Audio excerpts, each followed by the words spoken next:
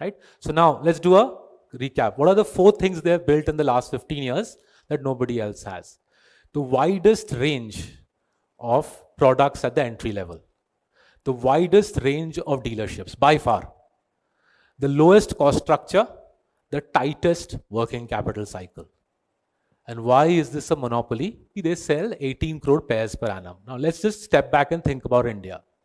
India has 130 crore people, 30 crore like all of us. We buy Nike, we buy Bata, we buy Adidas, we go to malls, we are affluent people.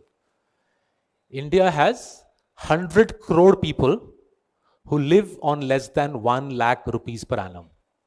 India has 1 billion people who live on less than 1 lakh rupees per annum. Those guys won't be able to afford Nike, Adidas, malls, Bata. The annual income is 1 lakh ya usse kam.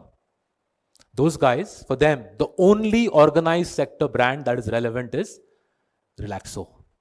And that's why that 80, 90, my 103 rupees ka chappal is an enormous instrument of wealth creation. Because 18 crore pairs is what Relaxo is selling. That means 80% of the market is in the hands of the informal sector. Tax evading manufacturers in wherever, Ulhasnagar or Tirupur or Kanpur or wherever. And as everybody knows, and now everybody can see, COVID, GST, demon is completely compressing this informal sector. And as these guys die, the 80% die, the entire market folds into the hands of the Dua family, right? Obviously, unless anybody here has any other contrary viewpoints, this is going to be a straight 10-year ride, because this price point will keep getting more competitive, right? As they build more and more scale, the price point will get more and more. This is a classic monopoly construct, right? You keep cutting your prices 1 or 2%, costs are rising at 6%, everybody else falls behind by 5-6% a year. 10 saal mein, you're in a class of 1, you are the king of the footwear sector, right? So you ask any other footwear manufacturer, they will tell you, if I could start life again, I would not be selling to this audience, too competitive. We would be selling to that 100 crore Indian janta who earns 1 lakh or less. Now, how much money can they make? Today, I think market cap is 2.8 billion, right?